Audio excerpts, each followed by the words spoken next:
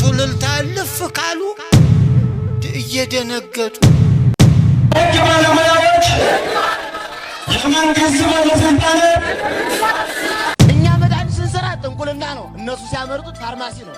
እኛ ልብስ ስንሰራ መና ነው፣ እነሱ ሰሩት ቴክስታይል ነው። አይደለም የቄስ ሚስት ስትቆርብ አትታይም፣ የዲያቆን ሚስት ስትቆርብ አትታይም። የሰርክ ጉባኤ ይሻላል የልዩ ጉባኤ። ሚሳኤል አልተወነጨፈም፣ ሮኬት አልተተኮሰም፣ የሟቾቹ መሳሪያ አልታጠቁም። ሰላም ኦርቶዶክሳውያን ባለማህተቦች እንደምን ቆያችሁ እንደምን አርፈዳችሁ። እነሆ ዛሬም በሌላ ቪዲዮ በሌላ አጀንዳ ተመልሼ መጥቻለሁ። የዛሬው መነጋገሪያ አጀንዳችን የሚሆነው እንግዲህ ከኢራንና ከእስራኤል ጦርነት ይልቅ አሩሲ ላይ የሚገደሉ ወገኖቻችን ለኛ ቅርባችን አይደሉም? ህግ ባለሙያዎች የመንግስት ባለስልጣናት ትቆሙ እንጠይቃችኋለን። በሀገራችን ባርሲ እስከ ቪዲዮ መጨረሻ አብራችሁን ቆዩ። በዚህ ጉዳይ ላይ ምንም አይነት ሐሳብና አስተያየት አንሰጥም። እስከ ቪዲዮ ብቻ መጨረሻ አብራችሁን ቆዩ። ቪዲዮን ከመጀመራችሁ በፊት ላይክ፣ ሼር፣ ሰብስክራይብ ማድረጋችሁ እንዳዘነጉ። ወደ ቪዲዮ። እኛ መድኃኒት ስንሰራ ጥንቁልና ነው፣ እነሱ ሲያመርጡት ፋርማሲ ነው። እኛ ልብስ ስንሰራ መና ነው፣ እነሱ ሰሩት ቴክስታይል ነው። አይደለም ወይ? እኛ ብረት አዘጋጅተን ቀጥቅጠን መስቀል ስናዘጋጅ ቀጥቃጭነት ነው፣ እነሱ ሰሩት ደግሞ ብረታ ብረት ኢንጂነሪንግ ነው፣ አውቶ ሜካኒክ ነው። አይደለ? የኛ ሊቃውንት ቆዳ ፍቀው አዘጋጅተው ብር ቀርጸው ብራና ዳምጸው መጽሐፍ ጽፈው ሲያዘጋጁ ይሄ ቆዳ ፋቂነት ነው። እነሱ ደግሞ ሲሰሩት ደግሞ የቆዳ ውጤት ፋብሪካ ነው። እና እንዲሁን አልሞትንም። ትናንት ያልነበረን ምን አለ? ከ1 ሚሊዮን በላይ ለዓለም የብራና መጽሐፍ ያስተዋወቀች ስነ ጥበብን፣ ስነ ፈለክን፣ አየራት፣ ሙፃ ነፋሳት፣ ብርሃነ ሚጠተ ብርሃናት፣ ድርገታት፣ የከዋክብት የፕላኔት ትምህርት ለዓለም ያስተዋወቀው ማን ነው ወዳጄ? ማን ነው? ዓለምን በስነ ከዋክብት በስነ ፈለክ የመራው ማን ነው?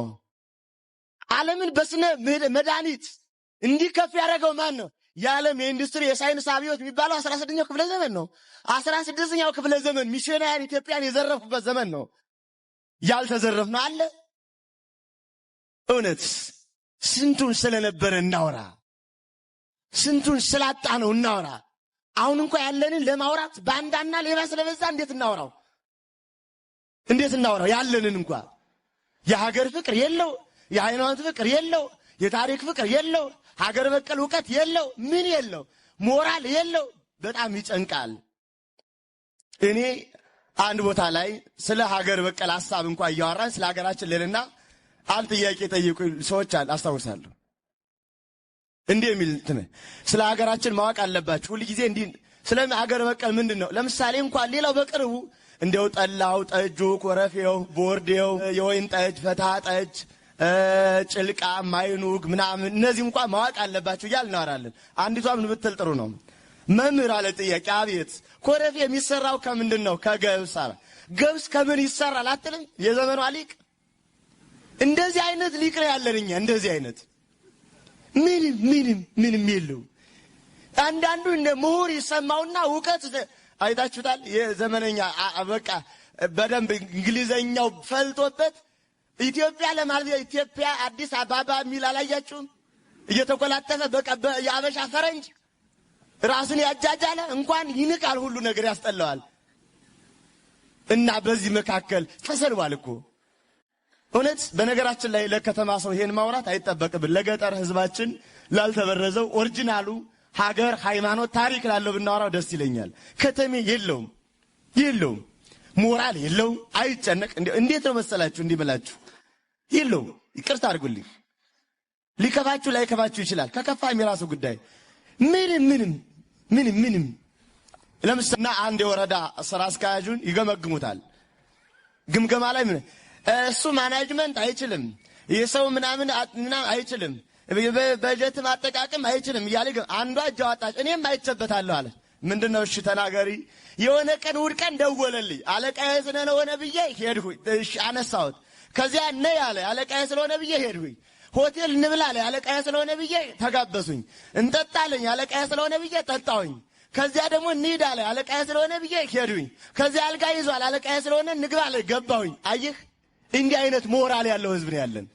አሁን የሊቅነት እንዲህ አይነት ርክስክስ በቃ ዝም ብሎ በቃ መንጋነት፣ መድፊያነት፣ ዝም ብሎ ዕቃ ለስላሳ ብቻ የኛ የከተሜዎች ጠባይ መዋዋል መቋቋስ በቃ ኮስሞቲክስ ማድረግ እንደ ብርጭቆ ከቻይና እንደመጣን መወልወል በቃ አለቀ እና ሊቅ ነው መሆን ደግሞ በቃ ጣልጣል ያን ማውራት ለዚህ አደራ ይቀበላል አደራ መያዝ እንችላለን አንችልም ትናንት የነበረን ልልና ከፍ ያለ ነው ግን አንገት ያለው ተሸካሚ ግን ያጣን ይመስለኛል ጆሮ ሁሉ ያጣን ይመስለኛል አንድ የደረሪያኖስ ሊቅ የተናገሩት አለ የብሉ የአዲስ የሊቅ መነኮስ የድጓ ያቋቋም መምህር ሆነው የሚኖሩ ናቸው ወድቀው እና አንድ የኔቢጤ ከሳቸው ሄዶ ሊማር ይሞክራል ዳዊት ያስተምራሉ ዳዊት እንቢ ብሎት በደንብ አልያዘ ብሎ ተነስቶ ይሄዳል የሆነ ቀን በቃ በአመቱ ተመልሶ ይመጣል 1-3 ወር ኮርስ ሰልጥኖ ነው የመጣውና ጤና ይስጥልኝ የኔታ እንደምን ከረሙ ማን አላወቁም እኔ ነኝ መምህር እንተና አላችሁ አረረሳው አይ እኔ መምህር እንተና እኮ ነኝ እንዴት ይረሱኛል ረሳው ትዝ አላለኝም እንዴ መምህር እንተና ምን አዘው የነበሩት ምን ጊዜ መስማት ጀምረህ መምህር ሆነህ አሉት ምን ጊዜ ጆሮ ራሱ መስማት ይችላል ወይ መስማት ሳይችሉ አዋቂ ሆኑብን ተቸገርነ እባካችሁ እንመለስ ህግ ባለሙያዎች የመንግስት ባለስልጣናት ትቆሙ እንጠይቃችኋለን በሀገራችን በአርሲ እየደረሰ ያለውን የኦርቶዶክሳውያን እልቂት በመወገዝ ህዝቡ ግልብጥ ብሎ አደባባይ ወጥቷል። በዚህም የአርሲ ህዝብ ለመንግስት ባለስልጣናትና ለፍትህ አካላት ድምጻችን ይሰማ ሲሉ ወሳኝ የተባለን ጥያቄን ያነሱ ሲሆን ይህ ጉዳይም በአሁኑ ሰዓት የዓለምን ትኩረት ስቧል። በዚህም የአሜሪካዊ ኮንግረስ አባላት ስለ ክርስትና እምነትና እየደረሰም ስላለው ነገር በዓለም አቀፍ ፍርድ ቤት እንዲህም ተናግረዋል። The Christian faith is a firm anchor and daily inspiration that guides us, not only personally. የክርስትና እምነት ለዓለም ጠንካራ መልእክት ሲሆን ይህም በዓለምና በውስጧ ለሚኖሩ ህዝቦቿ ስነ ስርዓትን እንዴት አድርጎ ከሰው ጋር በሰላም መኖርን ፈጣሪን ማክበርን በማስተማር ትውልድን ገንብቷል። ታዲያ አሁን ላይ በናይጄሪያ ብሎም በሀገራችን ኢትዮጵያ አርሲ ላይ እየደረሰ ያለውን ግፍ መንግስታት ማስቆም ካልቻሉ ቀጣይ ምን ለማድረግ እንደታሰበ ውሳኔ ማሳልፈዋል። በዙሪያም መረጃዎችን ሰጣችኋለሁ። የመንግስት ባለስልጣናት እንድትቆሙ እንጠይቃችኋለን። በዛሬው ዕለት በባለስልጣናት ብሎም በጸጥታ አካላት ተስፋ የቆረጡት የአርሲ ኦርቶዶክሳውያን ምናልባትም ከተሰማን ብለው ግልብጥ ብሎ መውጣት የታፈነ ድምጻቸውን እንዲህ ሲሉ አሰምተዋል። እኛ አርሲ ክርስቲያኖች እንደማንኛውም ኢትዮጵያዊ ዜጋ በሰላም መኖር እንፈልጋለን። ነገር ግን ላለፉት ዓመታት በማተባችን ምክንያት ዕለት እንደ በግ እንሰዋለን ብሎም ከቤት ንብረታችን እንፈናቀላለን። ይለኛ ልባችንን የሚሰብረን ቢሆንም እምነታችንን ግን የሚያስቀይረን አይደለም። ለዚህም ዛሬም ወደፊት ለማተባችን ለሞት ዝግጁዎች ነን። ነገር ግን እኛ የጸጥታ አካላትን የህግ አስፈጻሚ አካላትን የፍትህ ሚኒስቴርን ብሎም የሀገሪቱን መሪ የምንጠይቀው እውነት ህመማችን ሐዘናችን ሳይሰማችሁ ቀርቶ ወይንስ ማለቃችንን ፈልጋችሁ በአንድ መሪ ባላት ሀገር ዜጎች በጉልበተኞች ያለማቋረጥ ነፍሳቸው ሲቀጠፍ ይመለከታል ያደምጣል። ነገር ግን ዜጎች ብሎ አንድም ቀን ድርጊቱን ሲያወግዝ ተጠያቂነትን ሲያሰፍን አለመመልከታችን ልባችንን ሰብሮታል፣ ሐዘናችንን አብዝቶታል። አሁንም እንጭዋለን እውነት ሀገሪቱ መሪ ካላት የሚደርስብንን ሰቆቃ ከማፈን ይልቅ መፍትሄ ይስጥልን ሲሉ ጥያቄያቸውን አቅርበዋል። ይህንን ተከትሎም በናይጄሪያ ብሎም በሀገራችን አርሲ ክርስቲያኖች ላይ ያነጣጠረውን ጥቃት ተከትሎ የአሜሪካ የኮንግረስ አባላት በዓለም አቀፍ ፍርድ ቤት ዙሪያ ይህንን ተናግረዋል። ተከታትለን እንመለስ። The Christian faith is a firm anchor and daily inspiration that guides us, not only personally ለማላወቅም አልተረዳም እንጂ የክርስትና እምነት በጋራ ለመኖር ጠንካራ መልእክት ነው። በዚህም ብቻ በቃም በእያንዳንዱ ህይወታችን ምዕራፍ እርስ በርሳችን እንድንዋደድና እንድንፋቀር በሰላምም እንድንኖር ይመክረናል፣ ያስተምረናል። ዛሬ በርካታ ክርስቲያኖች በሚኖሩበት የሰለጠኑ ሀገራት ህግ የሚባል ነገር የለም። ለነሱ ህጋቸው የፈጠራቸው ቀና የሆነው ትእዛዝ ነው። ይህንን ተግባራዊ ስለሚያደርጉም ወንጀል እስረኛ ማጎር የሚባል ነገር አይኖርም። ዓለም እንዲህ ነው መሆን ያለባት። ይህ እንዳይሆን የሚያደርጉ አክራሪ ሰው በላዎች ግን በናይጄሪያ ብሎም በአንዳንድ አፍሪካ ሀገራት ክርስቲያኖች ላይ ያነጣጠረ ጥቃት ይፈጽማሉ። አትፍረዱባቸው። እየተማሩ ያደጉት ያንኑ ነው። ቢሆንም ግን ከአሁን በኋላ የዓለም አቀፍ ፍርድ ቤት እንዲህ የሚያደርጉትን ሰላም አዋቂዎች እንዲታደኑ መስራት አለበት ሲሉ በከፍተኛ ድምጽ ውሳኔ በጭብጨባ አጽድቀውታል። ይህ እርምጃም በሀገራችን አርሲ ተጠናክሮ እንደሚቀጥል ጽኑ ህግ ባለሙያዎች የመንግስት ባለስልጣናት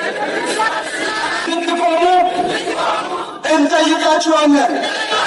እኛ ባለማህተቦች አይዟችሁ ያላልናቸው እኛ ድምጽ ያልሆንናቸው ማን ሊሆን ነው?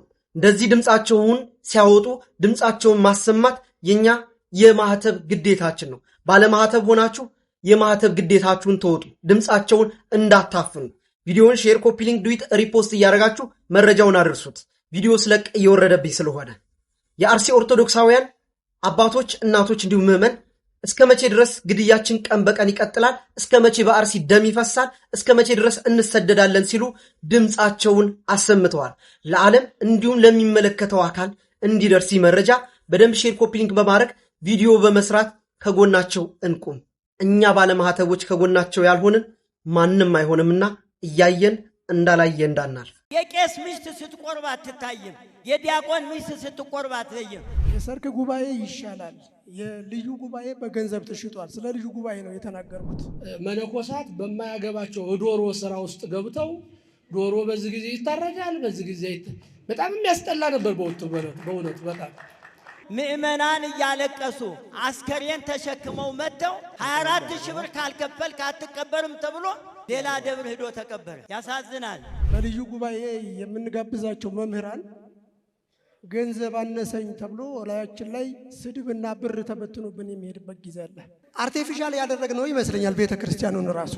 ሲጀመር ንግስ ሲሆን እውደት ከዞረ በኋላ ቀጥታ ሰው አረፍ እንዳለ ለምንድን ነው ወንጌል የማይሰበከው? አቡነ ይስሐቅ በአንድ ለቅሶ ቤት ተገኝተው አስተምረው የአንድ እምነት ተቋም ወደ እናት ቤተክርስቲያን አምጥተዋል። ሌላው ግን በጣም ውጤታማ እንድንሆን ህፃናት ላይ ቢሰራ የቱርክ ፊልም ቃና የሚል ፊልም ከመጣ በኋላ ሰርክ ጉባኤያችን በጣም ተዳክመዋል። ልመና ከባዱ ገንዘብ ማግኛ መንገድ ነው። ቀላሉ መንገድ ግን ምዕመናንን አስተምሮ አይደለም ገንዘባቸውን ራሳቸውን እንዲሰጡ ማድረግ ይቻላል። አንዳንድ ደግሞ የኔ ቢጤ አይጠፋም አብሮ የሚሄድ ለቲክቶክ ቀለብ የሚሰጥ ሰባኪው እኮ ከአንድ ቤተክርስቲያን 8 ሰባኪ ተመድቦ ወይ 12 ተመድቦ መጥቶ ካባውን ለብሶ ቁጭ ነው የሚለው። ዘመናዊያን ሰባኪያን የሚባሉት ማለት የማይቆሙ ቅኔ የማይቀኙ አዲስ መጋቢ አዲስ ተብለው ውዳሴ ማርያም የማይተረጉሙ አይደሉም። እውነት አሳት ይሄ እኮ ነው። ቤተክርስቲያን በምትችለው ባቀደችው ገንዘቡን አውጣ እንድትጠቀምበት የማይደረገው ለምንድን ነው? እኛ ባለንበት ስራ መስራት የማንችለው እቅዳችንን ማስፈጸም የማንችለው? የእኛን ሀብት እኮ ማንም እየተጠቀምበት ነው። የተቸገሩ አብያተ ክርስቲያናት ከቤተክርስቲያን ወስደው አልምተው ሰርተው ቢመልሱ ምንድን ነው ችግሩ? የክህነት አሰጣጥ መንገዱ በምን መልኩ ነው እየተሰጠ ያለው ነው? 300 ዲያቆን ትሾማላችሁ። 300 ከኢራንና ከእስራኤል ጦርነት ይልቅ አርሲ ላይ የሚገደሉ ወገኖቻችን ለኛ ቅርባችን አይደሉ? የኛ የተዋህዶ አባቶች በስልጣናቸውና በገንዘባቸው ካልተመጣ በስተቀር ስለመኑ ግድ አይላቸው። ከጥንትም ጀምሮ በታሪክም ጭምር ኦርቶዶክስ ተዋህዶ ቤተክርስቲያን ማንም ላይ ደርሳ አታውቅም። እላፊ እሷን ለማጥፋት ከተነሱ ግን የንጉስ ቆስጠንጢኖስና የአጼ ዘርዓ ያዕቆብ ትውልድ ዛሬም አለ። አዲስ አበባ ላይ ያለ ባለማተብ ዱርዬ በለው ጠጣውት እያልክ ቪዲዮ ከምትሰራ አሩሲ ላይ ላሉት ወገኖች ድምጽ ሁን። አባቶቻችን መሆን ከቻላችሁ እንደ አቡነ ጴጥሮስ ነው። በአርሲም ሆነ በተለያዩ የሀገራችን ክፍሎች የሚሞቱ የኦርቶዶክሳውያን ደም የኛም ደም ነው። ይሄም በቃ ሊባል ይገባል። እዚህ ሚሳኤል አልተወነጨፈም፣ ሮኬት አልተተኮሰም፣ የሟቾቹም መሳሪያ አልታጠቁም፣ ፖለቲካዊ ፍላጎት የላቸውም፣ ሰላማዊ ሰዎች ናቸው። ነገር ግን በየቀኑ በጅምላ ይገደላሉ። በጣም በሚያሳዝን ሁኔታ ሞታቸው ዜና እንኳን መሆን አይችልም። በከተማችን ውሾች ተገደሉ ተብሎ የተሰጠውን ትኩረት ያህል ወሬ መነጋገሪያ የሆነውን ያህል እንኳን እነዚህ ሰዎች ተለይተው በሃይማኖታቸው በግፍ ተጨፍጭፈው ሲገደሉ ዜና እንኳን መሆን አይችሉም። የውሾች ሞትን ያህል እንኳን በጣም ያሳዝናል። ከማን ፍትህ ሁሌ እንደምንጠይቅ አላቅም። በየጊዜው አንድ ቦታ ላይ በተደጋጋሚ እንዴት እንዲህ ሊሆን ይችላል? በየቀኑ የተለያየ ቦታ ይሁን እንጂ እየተሸራረፍን ሞተን እያለቅን መሆናችንን ግን አንዘንጋ። እንደው ካህን ምን ብሎ ይገደላል? ለሀገር የሚጸልይ አትጸልይ ይባላል። ሰው ጸልይልኝ ብሎ መባ ይሰጣል። እንዴ አትጸልይልኝ ምን ለመሆን ነው?